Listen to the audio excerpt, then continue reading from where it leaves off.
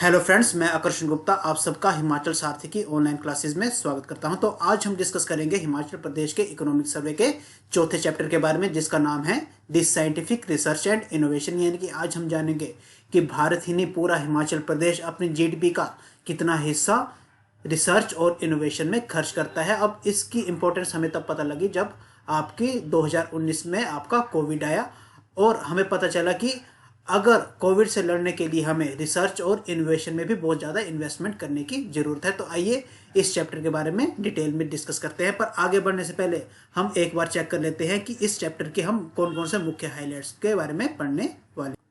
सबसे पहले हम इस चैप्टर के की हाइलाइट्स को देख लेते हैं। तो फर्स्ट की हाइलाइट हमने क्या जानना है कि India invests 0.7% of its total gross domestic product on research and development.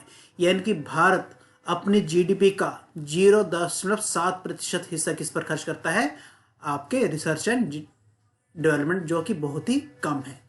अब सेकंड पॉइंट है आपका the government of India invest more than 63% of the 0.7% of it's GDP on research.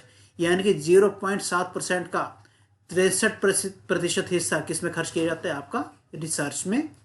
और in terms of absolute numbers India has 3.42 lakh researchers. यानी कि भारत के पास कितने researchers हैं अभी आज की डेट में, 3.42 लाख रिसर्चर्स हैं। और चाइना में इसकी संख्या देखिए तो बहुत ही ज़्यादा है, लगभग कितने 17.4 लाख रिसर्चर्स हैं। और वहीं अमेरिका में 13.7 लाख रिसर्चर्स हैं। यानी कि इंडिया को अभी इस फील्ड में क्या है, काम करना बहुत ज़रूरी है। अब according to the Reserve bank of India study, अब इस टाइप का क्वेश्चन आपको आ सकता है कि सीधा पूछ लिया जाएगा कि रिजर्व बैंक की एक स्टडी आई थी, उसमें उसके अकॉर्डिंग रिसर्च एंड डेवलपमेंट के expenditure of states and UTs थी। Himachal spent significantly on this scientific research in financial year 2018-19 at 0.6% of the GSDP. अब इसके बारे में हम पढ़ेंगे कि रिजर्व बैंक ऑफ इंडिया की रिपोर्ट आई है कि 2018-19 में हिमाचल प्रदेश ने एक पहली स्टेट है या नंबर 1 स्टेट है जिसने सबसे ज़्यादा खर्च किस पे किया है, रिसर्च एंड डेवलपमेंट में, बाकी स्टेट्स के मुकाबले। अब अगर हेड वाइज एक्सपेंडिचर देखा जाए तो सबसे ज़्यादा खर्चा कहाँ किया गया है, मेडिकल और पब्लिक हेल्थ पर। फिर दूसरे नंबर पे आपका एग्रीकल्चर रिसर्च में, और फिर एजुकेशन में। ये जो है सबसे प्रायोरिटी पर ये सेक्टर दिए गए हैं। और लगभग एक्सपेंडिचर कितना हुआ है, 678 करोड़ रुपए का। और 2022-23 में एक्सपेंडिचर कितने का प्रपोजल रखा गया है, 2043 करोड़ का प्रपोजल रखा गया है। तो ये आपने नोट डाउन कर देना है। अब फोर्थ अगला पॉइंट है आपका fifth point, research and development on the revenue account. अब इससे रिसर्च एंड डेवलपमेंट से जो भी इंस्टीट्यूट है उनसे रेवेन्यू कितने आने की उम्मीद है, 943 करोड़ रुपया। और ये कहाँ से, रेवेन्यू अकाउंट से। और कैपिटल अकाउंट से आपका कितना खर्च होने वाला है, लगभग 2.8 करोड़ रुपया। और सबसे इम्पोर्टेंट आपकी जो एक बहुत ही इंपॉर्टेंट स्कीम लॉन्च हुई, कौन सी, मुख्यमंत्री शोध प्रोत्साहन योजना। अब यह कब अनाउंस की गई है, फाइनेंशियल ईयर 2022 एंड 23। अब इसका मुख्य उद्देश्य क्या होगा, to promote research activities in state university which provides for monthly fellowship of ₹3000 to research scholars. यानी कि जो भी स्टेट यूनिवर्सिटी है वहाँ पर जो भी रिसर्च स्कॉलर्स होंगे उन्हें इस योजना के तहत मंथली जो है 3000 रुपये जो है एज अ फेलोशिप के दिए जाएंगे। तो ये स्कीम बहुत ही इंपॉर्टेंट है, इसे आप नोट डाउन कर लीजिएगा, कौन सी, मुख्यमंत्री शोध प्रोत्साहन योजना। तो आइए अब इस चैप्टर को थोड़ा सा डिटेल में पढ़ने की कोशिश शुरू करते हैं। तो इस चार्ट में देखिए, इस चार्ट में आपका कंपैरिजन की गई है कि कौन सी कंट्री सबसे ज़्यादा खर्च करती है अपनी जीडीपी का, किसमें, रिसर्च एंड डेवलपमेंट में। तो सबसे पहले नंबर 1 कंट्री आपकी कौन सी है, देखिए कौन सा है, इजराइल। एक छोटी सी कंट्री है, बिल्कुल आप देखोगे कौन सा, मेडिटेरियन सी के पास। इस तरह आप देखोगे ऊपर किसका कौन सा है, जॉर्डन, नीचे आपका सीरिया, और यहाँ पर आपका देखिए गया कौन, इराक कंट्री है। यानी कि सारे चारों ओर किससे घिरा है, मुस्लिम देशों से घिरा हुआ है।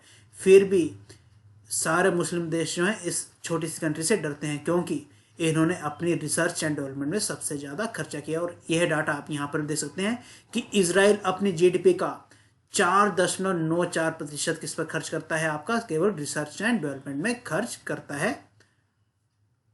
और रिसर्च और 1 मिलियन यानी कि 10 लाख लोगों में कितने रिसर्चर हैं इजराइल के पास, 8,342 रिसर्चर्स हैं। अब दूसरी कंट्री कौन सी है? जापान। अपने जीडीपी कितना खर्च करती है? 3.28%। तीसरे नंबर पे अमेरिका, चौथे नंबर पे चाइना, और इंडिया का कौन सा नंबर है? 5वां नंबर, यहाँ आप देख सकते हैं। तो आपको क्वेश्चन आ सकता है कि सबसे ज्यादा रिसर्च एंड डेवलपमेंट में खर्चा अपनी जीडीपी का कौन करता है? तो आपकी कंट्री कौन सी होगी? इजराइल। और इंडिया कितना खर्चा करता है? ये भी डाटा बहुत इंपॉर्टेंट है। अपनी जीडीपी का 0.7%। और पर कैपिटा एक्सपेंडिचर कितना है? लगभग $43। और 10 लाख पॉपुलेशन के लिए कितने रिसर्चर हैं? केवल 255। तो देखिए इंडिया जो है इन देशों से अभी भी कितना पिछड़ा हुआ है किसके मामले में? रिसर्च एंड डेवलपमेंट के मामले में। पर हमें जो है धीरे धीरे इसे भी क्या करना पड़ेगा? ओवरकम करना पड़ेगा, ताकि अगर हम जो है एक सुपर पावर की ओर बढ़ना चाहते हैं। तो इसमें लिखा है this successive governments have recognised the need for increase research and development funding, setting the goal of at least doubling it from 0% of GDP. यानी कि कोविड के बाद हमारी सरकार ने यह देखा कि रिसर्च एंड डेवलपमेंट में भी हमें काफ़ी फोकस करने की ज़रूरत है। तो उन्होंने एक गोल सेट किया है, या उन्हें एक गोल सेट जरूर करना चाहिए कि वो जो है आने वाले समय में इस खर्चे को क्या कर दें? डबल कर दें। तो आइए अब नेक्स्ट स्लाइड की ओर चलते हैं।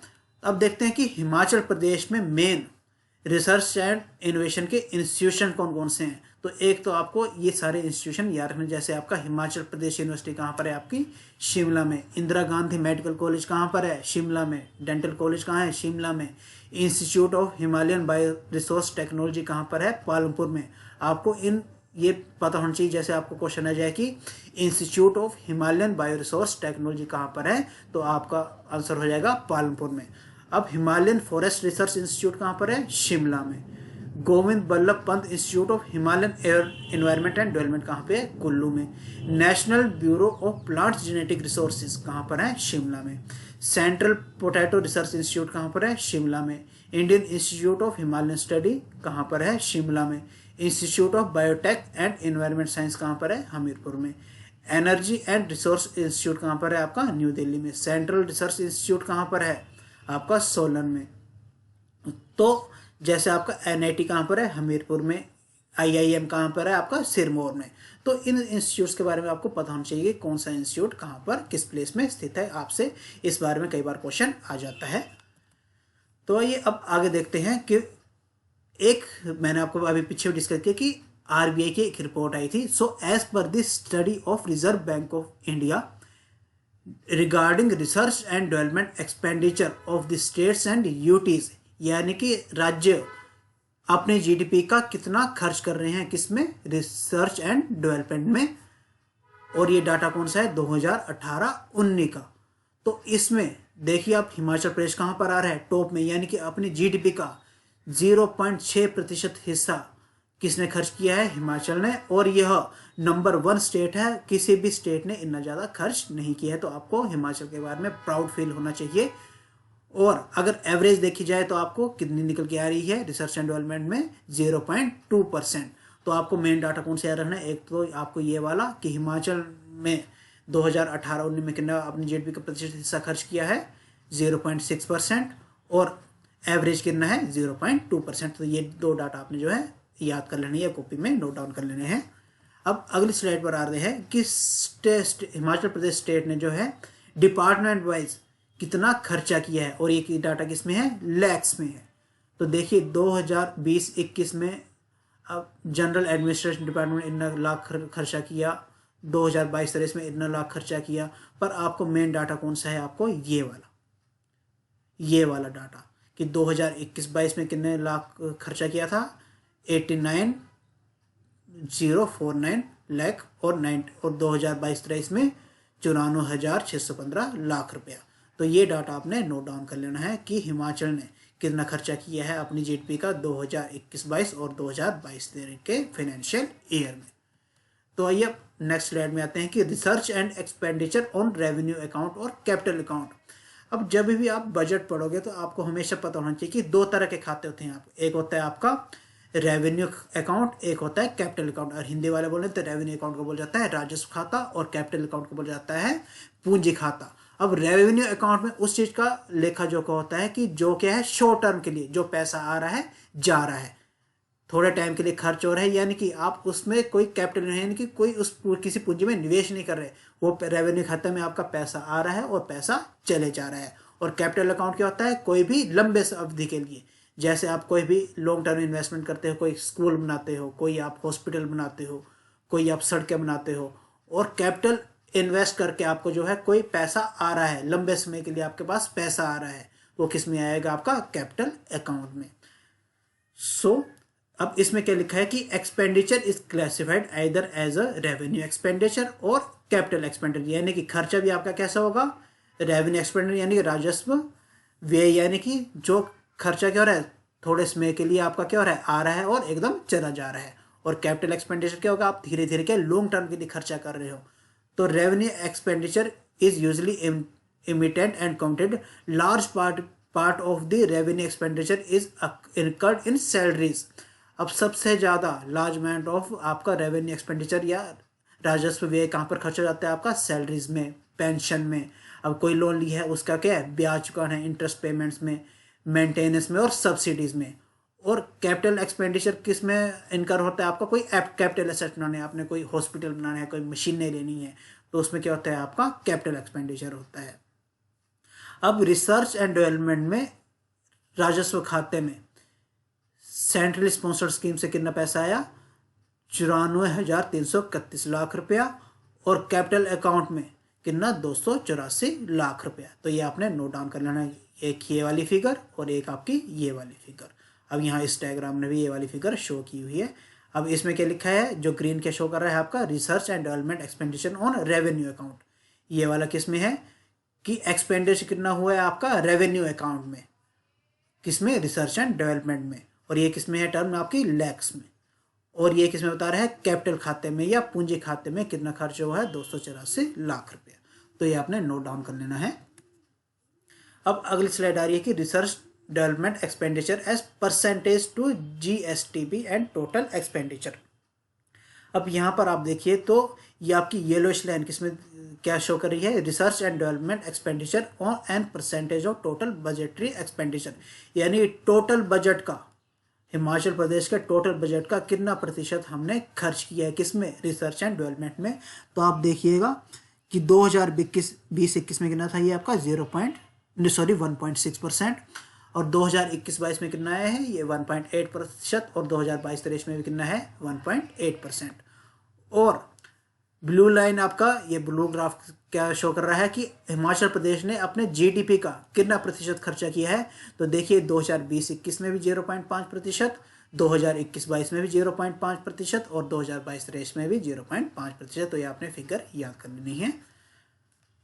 तो अगली स्लाइड है आपकी लास्ट स्लाइड को कि हिमाचल ने रिसर्च एंड डेवलपमेंट को बढ़ावा देने के लिए कहाँ पर, स्टूडेंट के एरिया में एक स्कीम शुरू की है, उसका नाम रखा गया मुख्यमंत्री शोध प्रोत्साहन योजना। तो ये क्या बोलता है, this some research scholars in the state universities did not get any financial support. अब कुछ बच्चों को क्या मिलती है, उनको तो स्कॉलरशिप मिल जाती है, पर कुछ स्टेट यूनिवर्सिटी में कुछ बच्चे जो हैं रिसर्च करने के लिए उन्हें क्या है, कोई फाइनेंशियल असिस्टेंट नहीं मिलता। अब इस इशू को रिसोल्व करने के लिए सरकार कौन सी स्कीम लाई है, आपकी मुख्यमंत्री शोध प्रोत्साहन योजना। अब ये क्या करेगी, 3,000 रुपया जो भी व्यक्ति या स्टूडेंट क्या करना चाह रहा है, रिसर्च करना चाह रहा है, उन्हें जो है मंथली स्टाइफंड या फेलोशिप दी जाएगी, कितनी, 3,000 रुपये की। और यह रजिस्ट्रेशन होने के लगभग 3 साल तक यह फेलोशिप या यह पैसा उसे 3 सालों के लिए मिलता रहेगा। तो ये आपने, ये बहुत ही इंपॉर्टेंट स्कीम है, ये इससे कोई ना कोई क्वेश्चन आपको बन सकता है कि इसमें आपके HAS या LID या नायब तहसीलदार के एग्जाम में। तो ये आपने बिल्कुल नोट डाउन कर लेनी है, कौन सी, मुख्यमंत्री शोध प्रोत्साहन योजना। तो लगभग आज हमने चौथे चैप्टर के बारे में, बहुत ही इंपॉर्टेंट फैक्ट्स के बारे में डिस्कशन कर लिया है। तो गाइज अगर आपको हमारे लेक्चर पसंद आ रहे हैं तो प्लीज़ हमारे चैनल को एक बार लाइक कर दें, शेयर कर दें एंड सब्सक्राइब करने ना भूलें। Thank you.